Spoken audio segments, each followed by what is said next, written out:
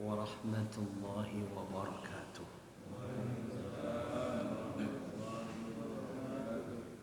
السلام عليكم ورحمة الله وبركاته. وعليكم السلام ورحمة الله وبركاته.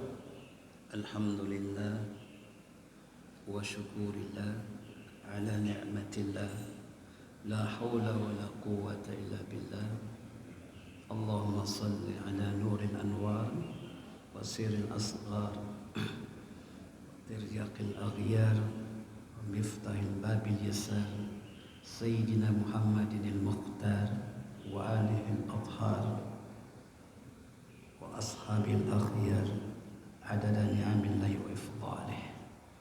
أما بعد، alhamdulillah, pada kesempatan pagi hari ini sama-sama bersyukur dan mensyukuri nikmat yang Allah berikan lewat ibadah yang kita lakukan di pagi hari ini, yaitu sholat subuh berjamaah, dan ibadah pun kita lanjutkan dengan mendengarkan tausiah. Insya Allah semua ini kita lakukan untuk invest nanti di yaumil qiyamah. Salat beriring salam mari kita sampaikan kepada junjungan Nabi besar kita Muhammad sallallahu alaihi wasallam. Semoga kita semua berharap mendapat syafaatnya nanti di yaumil qiyamah. Bapak Ibu yang berbahagia,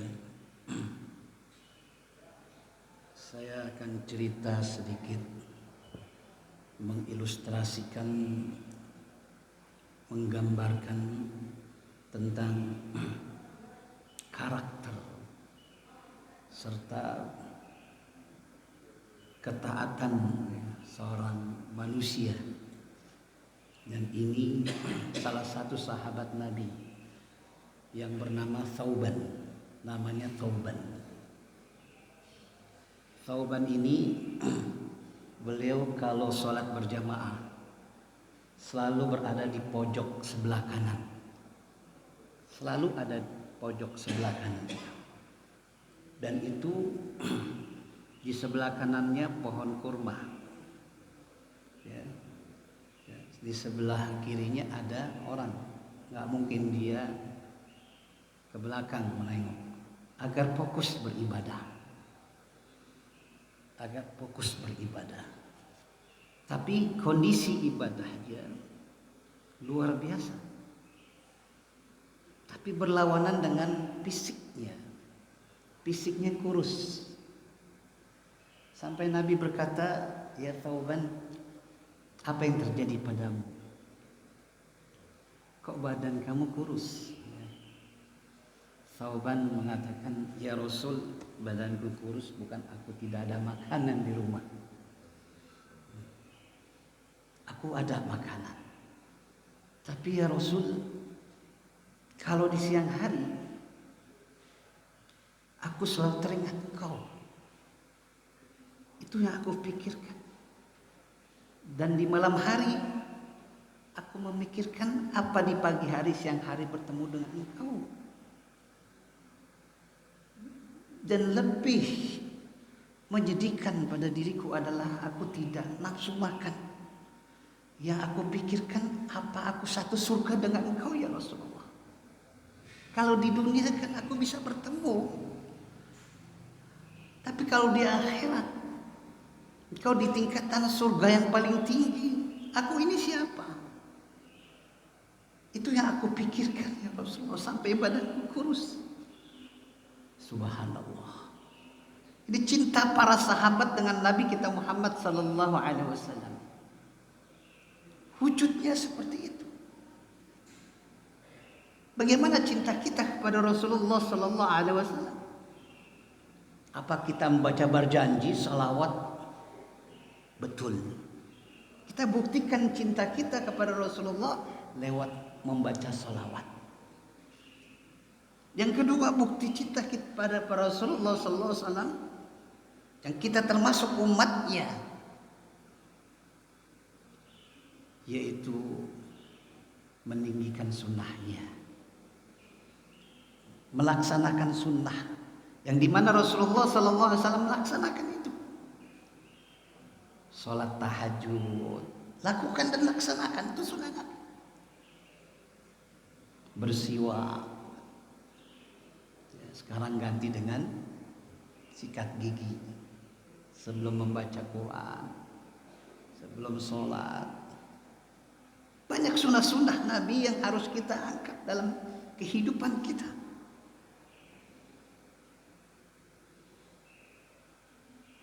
Thauban bersedih saat itu, khawatir tidak satu surga dengan Rasulullah. Turun ayat dalam surah An-Nisa 69. Wa may yuti'illaha war rasul fa ulaika ma'al ladzina an'ama Allahu 'alaihim minan nabiyyin was-siddiqin wasyuhada'i was-salihin wa hasuna ulaika rafiqa. Turun ayat ini, barang siapa yang taat kepada Allah dan Rasulnya, maka mereka akan bersama orang-orang yang Allah berikan nikmat. Mirip an'amta 'alaihim. Domirnya domir ta, tapi domir di ayat ini an'amallah dimunculkan. Siapa Allah? Domir. Fa'ilnya Allah. Allah akan memberikan nikmat kepada orang-orang. Siapa mereka? Para nabi. As-siddiqin, para orang-orang jujur. Wasyuhada, orang-orang yang mati syahid. Was-salihin, orang-orang saleh. Mendengar ayat ini, surat ini, An-Nisa 69, gembira hati Thauban. Karena akan bersama dengan Nabi kita Muhammad sallallahu alaihi wasallam. Bukan dengan Nabi Muhammad saja, dengan para nabi, dengan para siddiqin, syuhada was-salihin. Kalau orang taat kepada Allah dan Rasulnya, mereka akan bersama dengan orang-orang yang Allah berikan nikmat. Para nabi, para siddiqin, syuhada dan salihin. Semoga kita berkumpul dengan para nabi, amin. Dengan para siddiqin, syuhada wa salihin. Kita akan bertemu dengan Nabi Muhammad, Nabi Isa, Nabi Ilyas, Nabi Zakaria. Para nabi. Kita akan dikumpul, betapa senang Thauban mendengar ini. Setelah itu, di hari berikutnya Nabi tidak bertemu Thauban. Dilihat pojok kanan, nggak ada Thauban. Sebegitu perhatian besar Nabi dengan para sahabatnya. Nggak ada Thauban, ditunggu sampai sholat subuh. Ya. Menunggu beliau Thauban ini. Kita tunggu Thauban. Ternyata sudah lama. Berapa menit? 10-15 menit nggak muncul juga. Rasulullah memulai sholat subuh. Selesai sholat, beliau bertanya, siapa di antara kalian yang tahu rumah Thauban? Kita akan berkunjung ke rumah Thauban. Saya ya Rasulullah. Kamu tahu? Iya. Ayo kita ke sana. Lihat Nabi kita Muhammad sallallahu alaihi wasallam. Kita terapkan di sini. Jamaah Darul Rahman yang nggak ada hari ini siapa? Sakit Pak Bambang, sakit, kita besuk. Nah itu nanti akan muncul di dalam dirinya. Oh, perhatian luar biasa. Sehingga banyak jemaah ada keterikatan hati batin. Ukhuwah Islamiyah, silaturahim terjalin. Karena nampak bekas ibadah yang dilakukannya. Bukannya sekedar ibadah, tapi ada biasa ibadah lewat kepedulian dengan saudaranya. Itu Nabi kita Muhammad SAW. Berjalan menuju rumah Thauban. Berapa jam rumah Thauban? 3 jam. 3 jam perjalanan. Luar biasa. 3 jam beliau berjalan. Yang sampai di masjid beliau nomor 1 di pojok, selalu di depan. Selalu di depan. Bertemu dengan istrinya. Assalamualaikum warahmatullahi wabarakatuh. Thauban ada? Beliau istrinya menyambut dan menjawab salam. Waalaikumsalam. Thauban sudah meninggal ya Rasulullah. Meninggal? Iya. Istrinya sedih dan menangis di hadapan Rasulullah. Apa yang ibu dengar pesan terakhir Thauban? Enggak ada sih ya Rasulullah. Cuma ada 3 kalimat yang saya tidak tahu yang diucapkan Thauban. Mungkin Rasulullah tahu kali. Apa? Yang pertama, ya Allah, kenapa tidak lebih jauh lagi? Tatkala sakratul maut, Thauban mengucapkan itu, ya Allah, kenapa tidak yang lebih baru? Ya Allah, kenapa tidak semuanya? Ini yang saya tidak tahu ya Rasulullah. Apa itu? Kata Rasulullah, yang pertama adalah, ya Allah, kenapa tidak yang lebih jauh? Pada saat sakratul maut, subhanallah, dalam surat Qaf ayat 22. Laqad kunta fi ghaflatin min hadha. Laqad kunta fi ghaflatin min hadha. Sungguh dahulu kamu melalaikan peristiwa ini. Hari kiamat, peristiwa besar. Akan ada hari kiamat. Akan ada pembalasan akhirat. Fakasafna anhu ghita'aka basaruka al-yawma hadid. Kata Allah. Yang pada hari ini, kata Allah, kami kasapkan, kami buka penutup basirahmu, mata kamu, dengan tajam melihat amal perbuatan kamu. Jadi Thauban melihat tatkala sakratul maut pekerjaan baiknya. Beliau melangkah menuju masjid dengan jalan 3 jam sampai beliau mengatakan, kenapa tidak lebih jauh lagi ya Allah? Pahalanya Allah perlihatkan saat itu. Jadi apabila kita melakukan aktivitas kebaikan tatkala sakratul maut, Allah perlihatkan, Pak. Sehingga mengurangi rasa sakit kita saat sakratul maut itu. Kita tersenyum walaupun disertai rasa sakit. Cabutnya nyawa kita. Tapi kita tersenyum, sudah tahu tempat kita di mana. Sudah tahu amal perbuatan kita Allah balas. Tapi yang menyedihkan saudara kita yang sedang maksiat, dalam keadaan sakaratul maut belum bertobat kepada Allah. Allah perlihatkan di tempatnya dan Allah perlihatkan ganjaran dan balasan perbuatannya tatkala sakaratul maut. Rasa sakit sakratul maut, kata Nabi, 360 tusukan pedang. Kata Nabi Musa, seperti kambing dikuliti hidup-hidup. Itu rasa sakratul maut. Tapi Allah hibur kita orang-orang beriman. Allah perlihatkan amal perbuatan kita sekaligus tempat kita dan ganjaran amal perbuatan yang kita lakukan. Subhanallah. Karena itu istiqomah kan Pak. Nabi bersabda, ala adullukum ala ma yamhullahu bihil khataya wa yarfa'u bihid darajat. Tahukah kamu, maukah kamu, kata Nabi ngomong dengan para sahabatnya, aku tunjukkan amalan-amalan yang bisa menghapus kesalahan-kesalahanmu dan mengangkat derajatmu.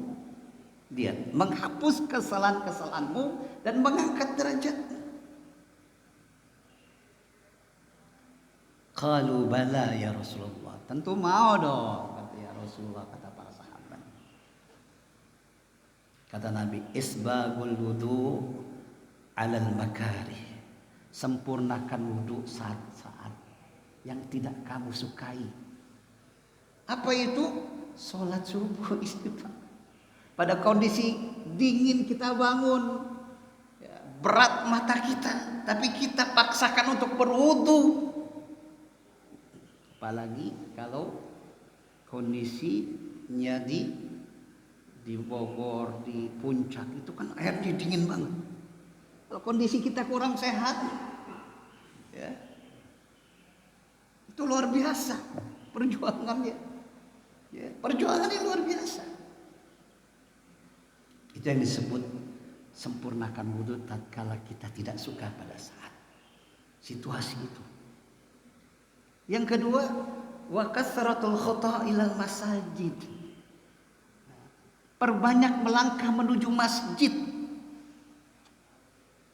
Perbanyak melangkah menuju masjid. Salat di masjid dan berjamaah berbeda dengan salat berjamaah di rumah. Pahalanya, ia dapat pahala berjamaah di rumah dengan istri, dengan anak, dengan saudara. Tapi berbeda dengan di masjid. Niatnya saja kita menuju masjid belum sampai, itu kalah niat sholat berjamaah di rumah. Belum sampai kita menuju masjid, itu sudah kalah pahalanya. Luar biasa pahala ke masjid ini. Tapi nanti insya Allah di Darul Rahman akan diceritakan tentang bagaimana, digambarkan bagaimana kita menuju masjid, adab masuk ke dalam masjid. Ya. Sudah dengar Pak adab menuju masjid, masuk ke dalam masjid sudah? Sudah Bu? Belum ya? Tatkala kita mendengar adzan, ya, kita lagi di kamar mandi nih, wah dikit lagi qomat nih. Pas kita selesai qomat, jangan lari Pak, jangan lari. Itu adab, jangan lari, jalan aja, kan ada masbuk. Ya, kita terlambat 1 rakaat, kita bisa jadi masbuk. Santai aja, jangan lari. Jadi karena saya pernah mengalami ya terlambat, tetangga saya lari, saat duluan ya lari kejar ngapain? Ya 1 rakaat sayang satu, apa-apa. Ya, jadi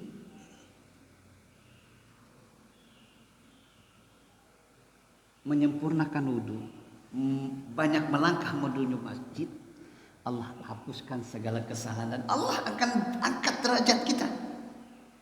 Dan yang ketiga, intidharus shalah ba'da shalah. Menunggu salat setelah salat. Maghrib kita salat berjamaah di sini. Menunggu sampai Isya kalau tidak ada kerjaan di rumah. Menunggu berzikir, membaca Quran. Itu Allah hapus segala kesalahan kita dan Allah akan angkat derajat kita. Subhanallah. Ya. Ada gak Pak? Ada insya Allah di sini ya. Salat maghrib sampai salat isya. Ya. Kalau mau salat subuh nginep. Ya, salat maghrib sampai salat isya. Intidharus shalah ba'da shalah.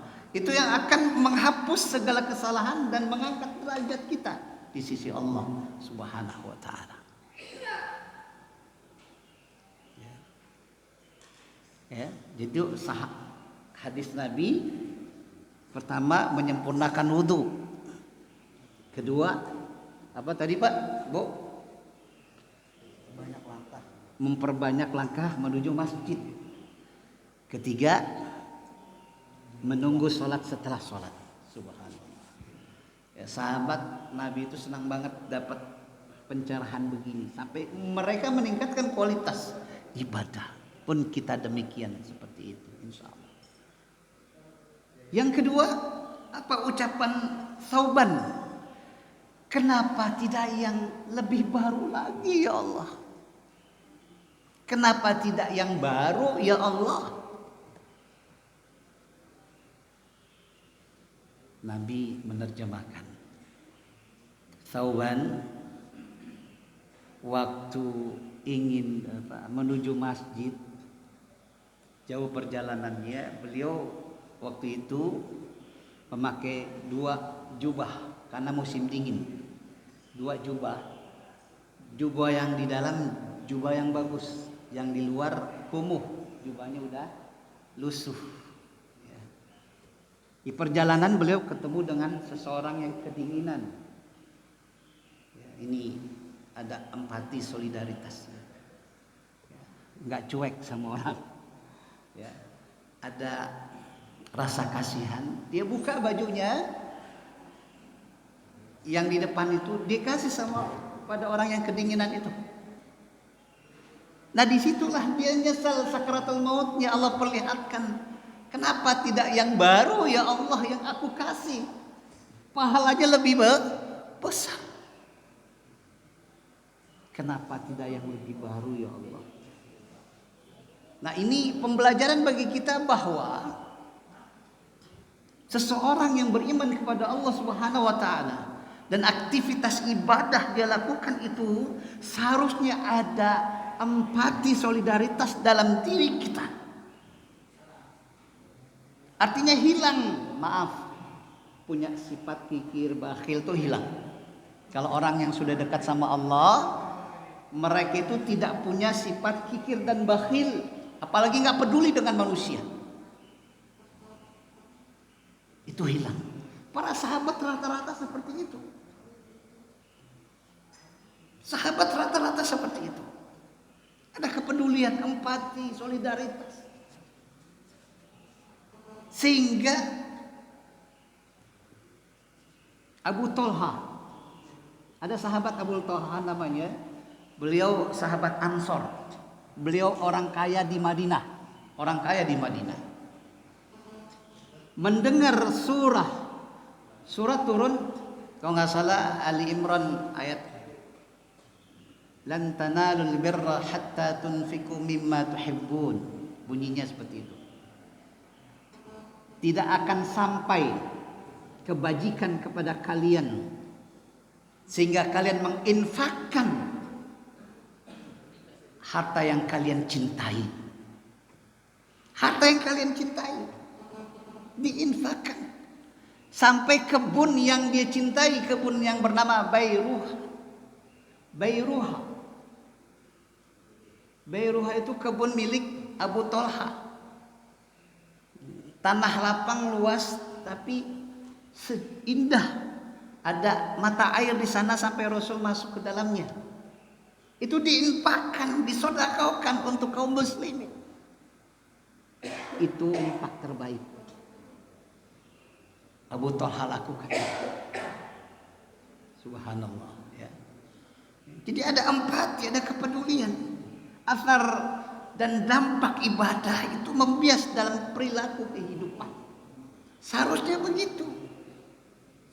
Yang terbaik, dan Thauban melihat itu tatkala sakaratul maut. Kenapa tidak yang baru lagi ya Allah? Kenapa yang tidak baru? Aku kasih. Dan yang ketiga, kenapa tidak semuanya ya Allah?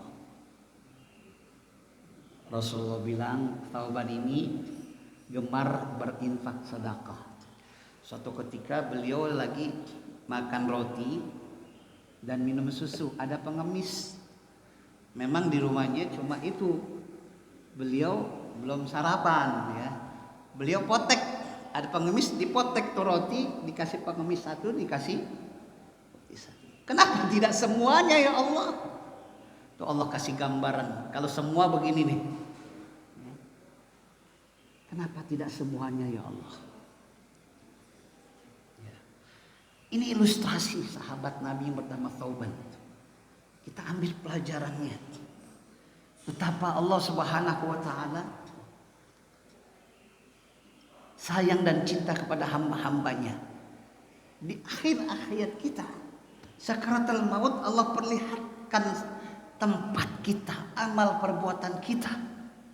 Kalau perbuatan yang kita lakukan baik, maka kita tersenyum melihatnya, walaupun bersamaan dicabutnya nyawa kita. Tapi yang menyedihkan, semoga kita berdoa ya buat saudara kita yang belum bertobat, yang belum ke masjid. Kita doakan mereka ke masjid. Kita doakan mereka getol beribadah. Apapun kita terus berdoa pada Allah, pada diri kita, istri kita, atau suami, anak-anak kita, agar merasakan di akhir hayatnya ya, tidak pedih dan perih sakatal maut, karena kita dihibur oleh amal kita. Allah perlihatkan amal. Subhanallah, Bapak Ibu yang berbahagia. Saya bacakan hadis. Ada hadis yang kadangkala kita berprasangka sama Allah. Ya Allah, saya kan rajin ibadah, kok ujian datang terus ya? Kok mereka yang gak ibadah tenang-tenang aja sih ya Allah? Ya, ada gak Pak, Bu pikiran seperti itu? Mereka kok gak ibadah, kayaknya gak diuji ya Allah, gak susah seperti saya. Ada hadis, kemarin malam Sabtu kan ada pembelajaran hadis ini, saya bawakan. Idza aradallahu bi'abdihi khairan ajjala lahul 'uqubata fid dunya. Jika Allah menghendaki kebaikan bagi hambanya, Allah akan segerakan kesulitan, kegundah gulanan, musibah di dunia ini. Allah segerakan.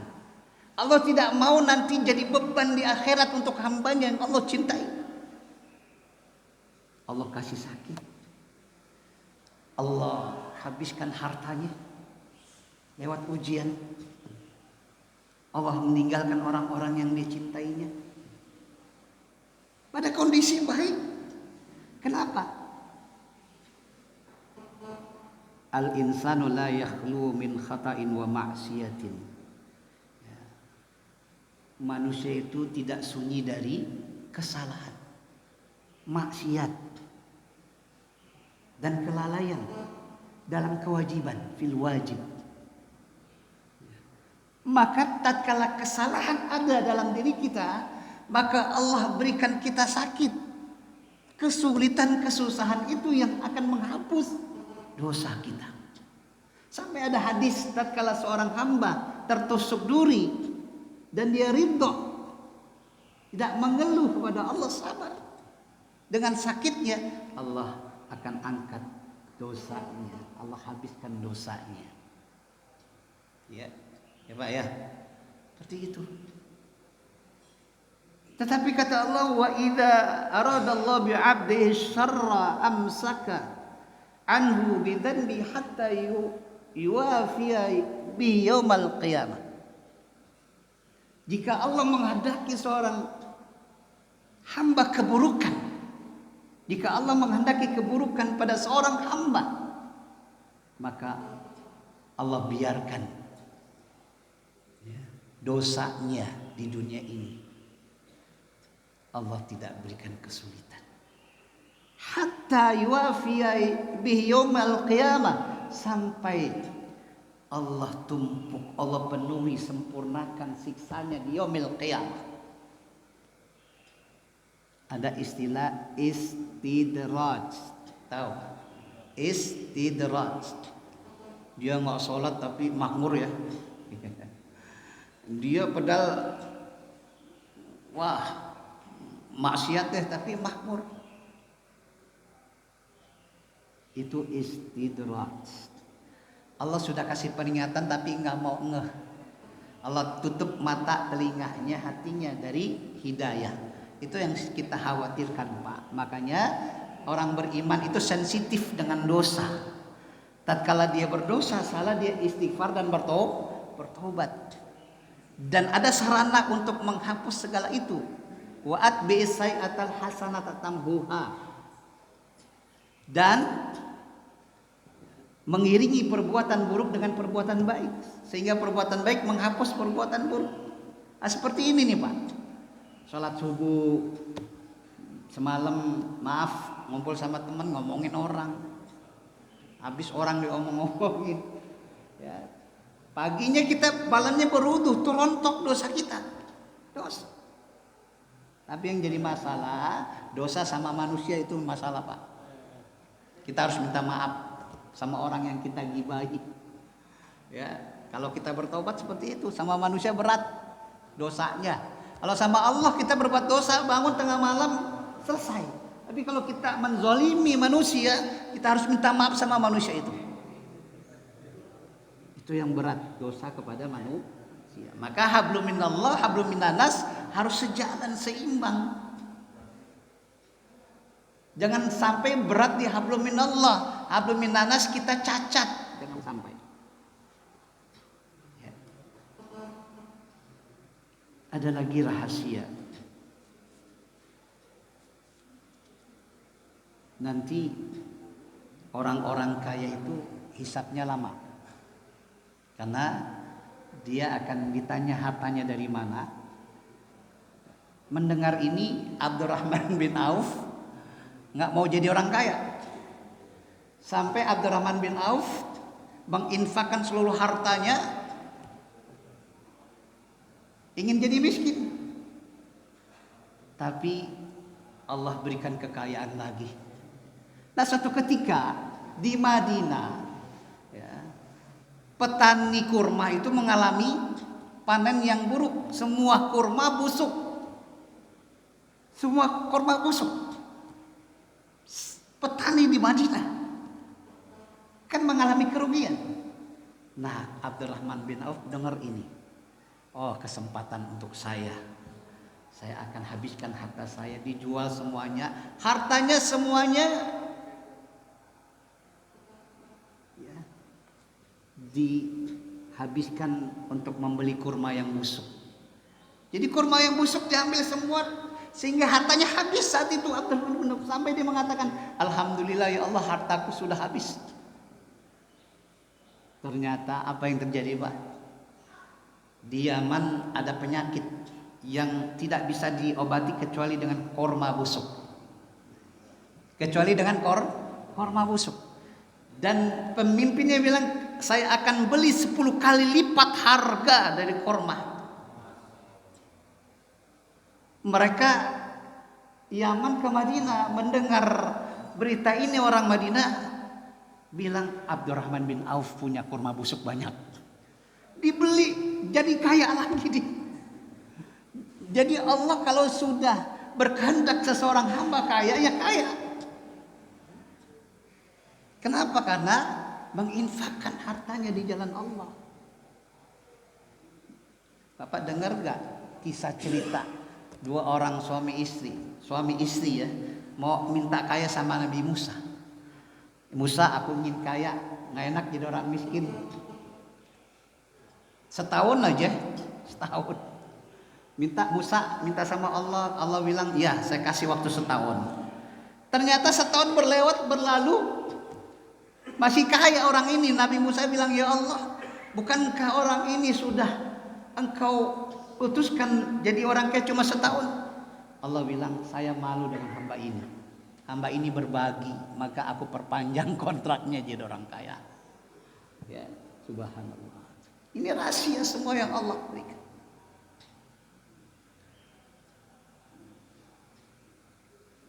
Karena itu Bapak dan Ibu yang berbahagia,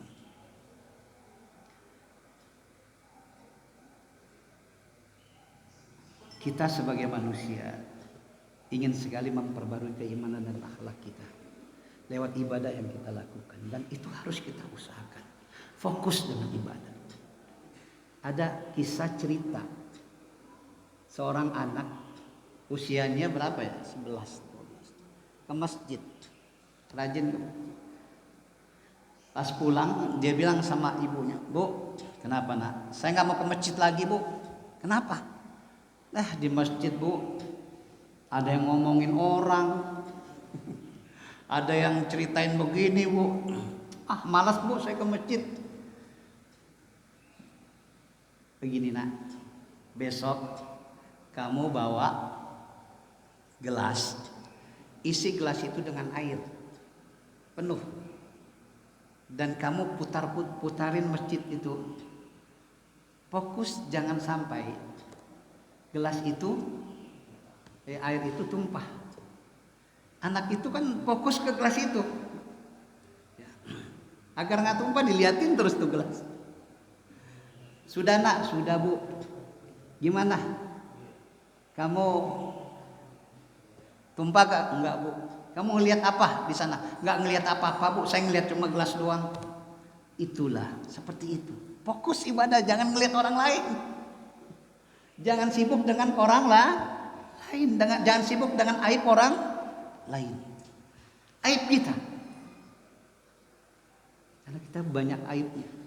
Allah itu As-Sattar, Allah penutup aib kita. Allah cinta sama kita, Pak.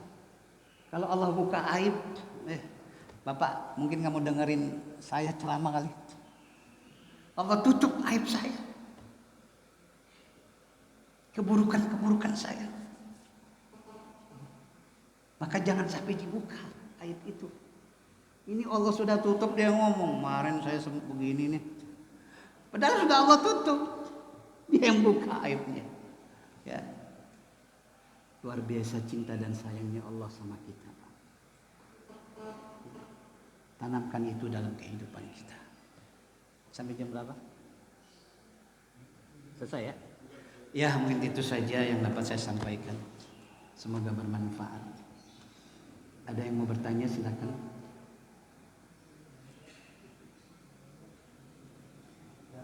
Terima kasih kita sampaikan kepada Pak Ustaz Muhammad Abdul Aziz yang melaksanakan kepada kita semua teman-teman ini, walaupun dalam bentuk terus mengakibatkan dia di penjara atau seorang berzina sehingga dia punya penyakit, bukan penyakit, atau seorang pengguna narkoba yang kemudian sehingga nanti dia bisa dipenjara. Nah, tentunya apakah itu bagian dari ujian, sedangkan itu dilakukan dengan sadar bahwasanya dia melakukan suatu hal kesalahan. Nah, apakah itu bagian dari ujian dari Allah atau kita menuju Ustaz terus terus yang kedua, apakah Allah juga memberikan hukuman di dunia atau di akhirat terkait perbuatan yang dilakukan seperti yang tadi saya contohkan. Terima kasih Ustaz. Assalamualaikum warahmatullahi wabarakatuh.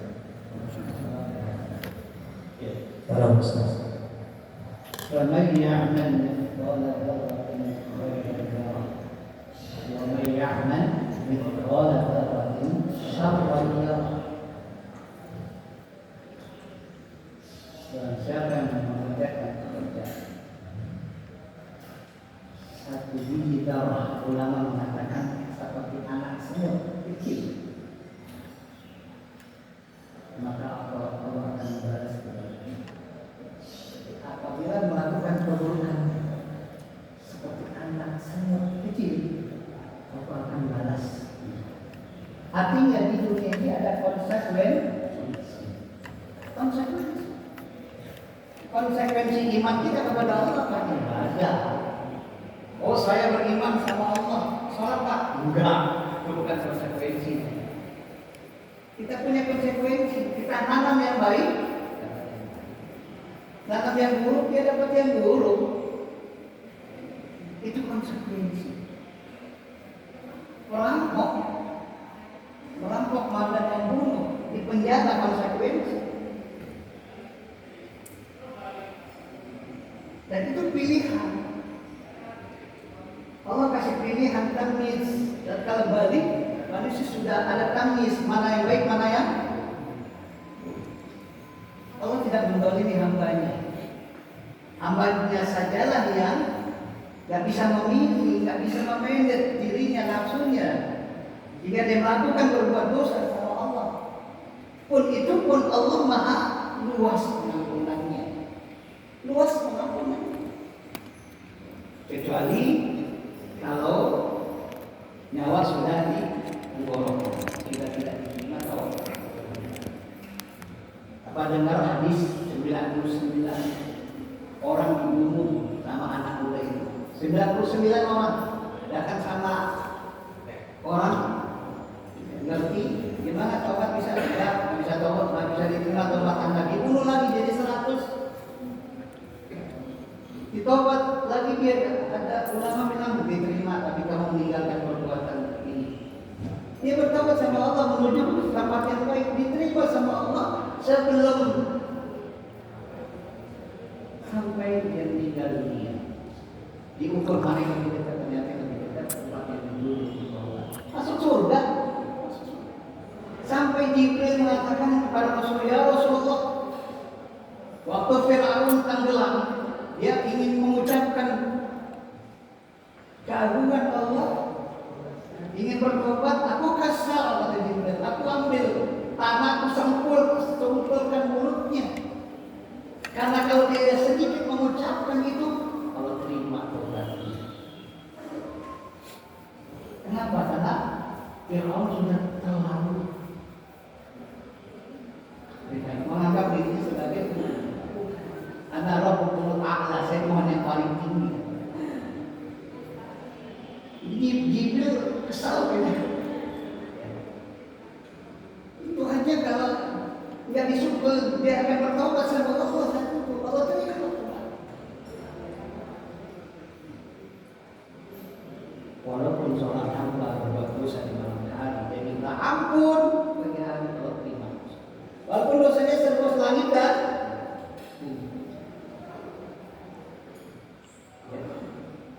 selama Bapak kenal Freddy Budiman, kenal dia itu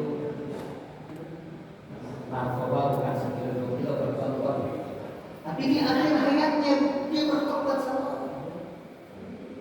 Kisahkan oleh seorang ustaz bertobat kepada Allah 2 hari sebelum dieksekusi, dia mengatakan Quran dalam sehari 10 kali. Itu sudah tahu kematiannya 2 hari sebelum dieksekusi. Kita belum tahu kematian kita apa. Apa hari ini? Apa kita jadi besok kita ketemu, atau nanti Johor kita ketemu sama saya? Belum Allah jadi. Kita nggak pernah tahu besok hari, sekarang, setelah ini nasib kita belum tahu, Pak. Karena itu berbuat baiklah kepada Allah dan jangan yakini manusia. Jaga hubungan dengan manusia.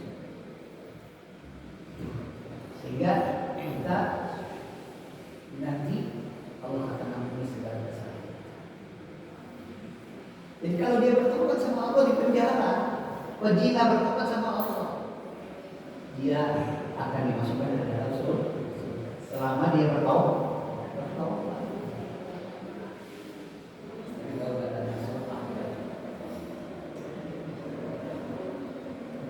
Berzina, Pak, konsekuensinya berat. Walaupun tidak separah dengan dosa syirik dosa yang paling besar. Maka di Al-Kabair, kitab Al-Kabair, kumpulan dosa besar. Dosa syirik itu nomor 1. Syirik sama Allah. Itu walaupun kita sholat rajin, tapi minta maaf sama dukun peramal, kita datang, itu 40 hari sholat kita nggak diterima sama Allah. 40 hari. 1 malam. Dan kalau kita nggak bertobat sama Allah, kita akan masuk neraka selama-lamanya. Tapi kalau orang penjina, pemabuk, dia tidak bertobat, tapi ada amalan yang dia memiliki kualitas dalam amalan itu, bisa berbakti sama orang tuanya, suatu saat dia akan masuk surga ya Allah. Allah melihat amalan itu selama tidak dia sia-sia.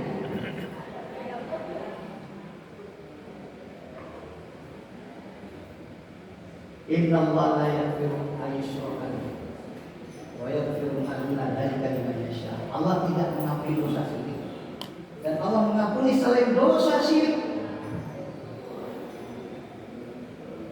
Tapi kalau bertobat, Pak, betul bertobat, ya Allah terima. Karena banyak yang bertobat, ya, para orang yang bertobat banyak. Allah terima. Allah masukkan ke dalam surga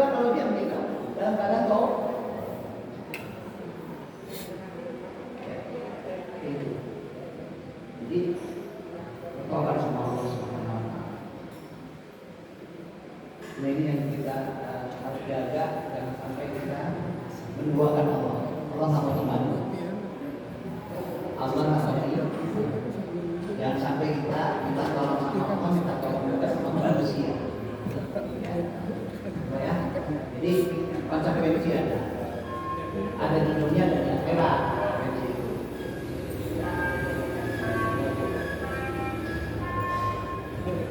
Ya, semoga akan puas. Ustaz, assalamualaikum Ustaz. Berkaitan dengan barusan Ustaz sampaikan sirik ya. Kebetulan di daerah kami itu ya, antara budaya sirik dan budaya ini sangat kental, ya kan? Di tempat-tempat kami, di tempat-tempat yang memang ada pohon yang besar, terus lama, tua, ya kan? Juga sebuah tradisi, di mana di situ ada sesuatu hal yang memang apa ya, kita mengingatkan rekan-rekan di wilayah itu, di sana kita ingin sholat, di sana kita lebih baik, di sana kita religius. Padahal ya kan, itu yang tadi Ustaz sampaikan itu sangat tipis sekali gitu. Lalu bagaimana Ustaz untuk mengingatkan budaya yang seperti itu? Karena banyak Ustaz coba lihat yang di Jogja ya, di Malioboro itu jelas itu di tempat gitu, orang usaha itu ada ada dupa apa sejenis yang itu sangat benar-benar dijaga gitu. Nah dan orang itu langsung aja dia ngerti gitu, orang kan tuh nih gitu kan. Nah saya gitu loh, nggak sehingga akhirnya kita nggak jadi belajar di situ, tapi justru ramai banget. Mohon penjelasan dan arahan Ustaz. Terima kasih. Iya, bagus sekali. Kita memang mengalami kehidupan dengan adat-adat yang memang ya terusir. Dulu waktu saya SMP itu, ya bapak ibu saya kalau malam takbiran tuh nyiapin apaan, itu ada makanan banyak. Arwah lilin. Pas saya nanya apa? Saya nanya ini untuk apa? Untuk arwah. Arwah mungkin. Emang arwah doyan ritual mak? Ada ritual, ada berapa? Oh iya. Ini bingung. Terus udah gimana? Dia nanya gitu. Ternyata alhamdulillah seiring dengan itu paham. Nggak ada lagi. Pas saya udah besar nggak ada lagi.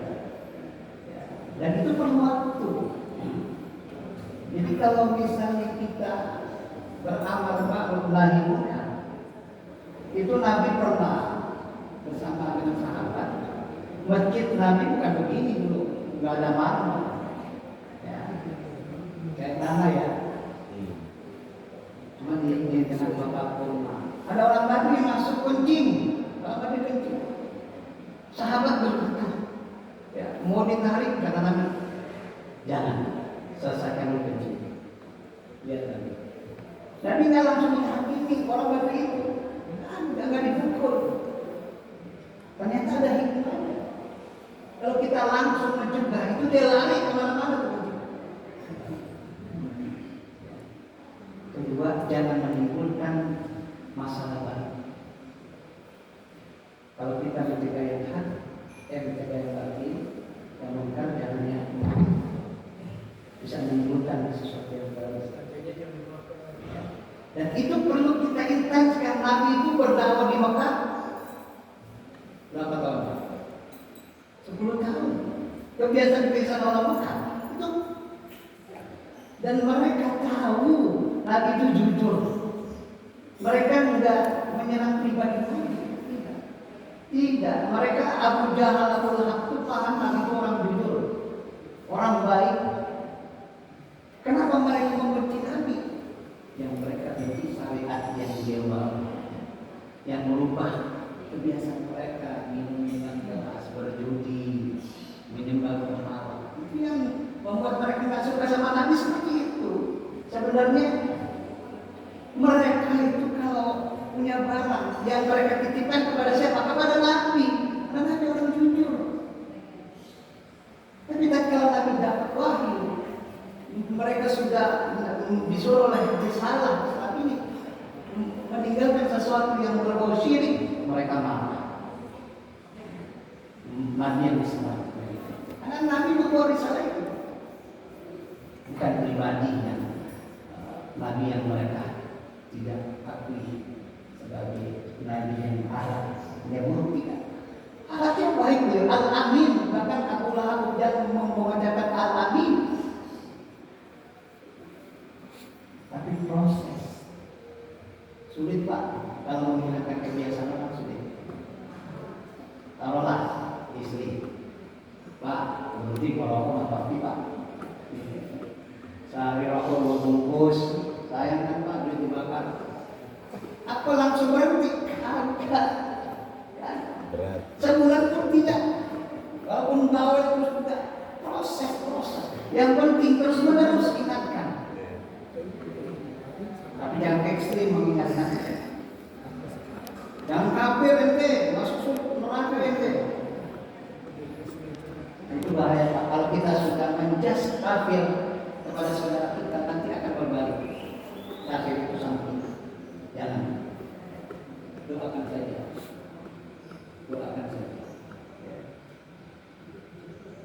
Agar Allah memberikan petunjuk. Allah memberikan. Itu waktu terus berjalan dan kita akan terus melakukan aktivitas peringatan sama mereka. Ini musyrik loh. Nah, lama-kelamaan dengan pendekatan mereka pasti sadar itu. Yang penting harus sabar. Mencegah munkar itu tidak perlu emosi, harus berdoa sama Allah dan tidak boleh sendiri dan berjamaah. Ya. Kebiasaan seperti sebagian saudara kita bilang tahlil kan nggak boleh.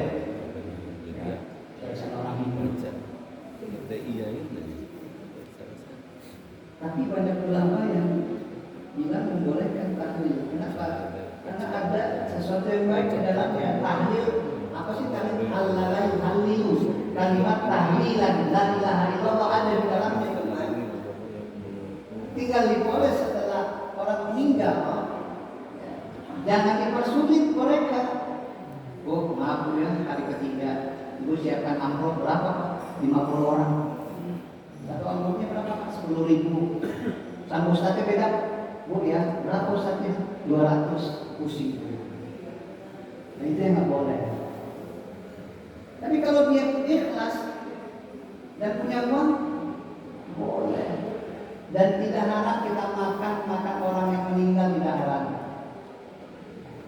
Ini yang bilang seorang ulama moderat Ibnu Taimiyah.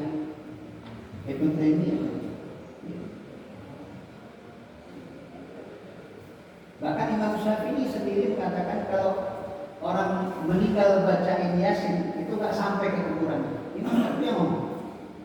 Tapi pengikutnya bilang sampai. Imam Ahmad yang kunut beliau bilang apa? Bid'ah. Kunut beliau bilang bid'ah. Tapi dia bilang kalau aku meninggal bacakan aku Yasin. Karena sampai. Itu artinya apa? Itu sesuatu yang diperselisihkan. Masing-masing punya dan nggak boleh biaya sama orang. Yang kunut silakan. Yang nggak kunut pun jangan bilang yang kunut. Serang kau yang nggak sholat subuh. Ya kan? Begitu sekarang udah nggak zaman lagi. Kata Imam At-Tawri mengatakan kalau sesuatu yang diperselisihkan ada dalil masing-masing, hormati. Kita sering menghormati. Ya.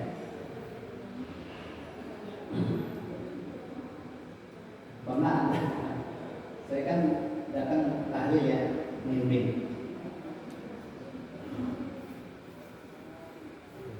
Itu anak-anaknya pada nggak ada, anaknya pada main gitar di luar. Saya ngomong sama, saya nggak mau begini lagi besok. Saya tidak mau mimpin tahlil lagi. Saya bukan murid tahlil.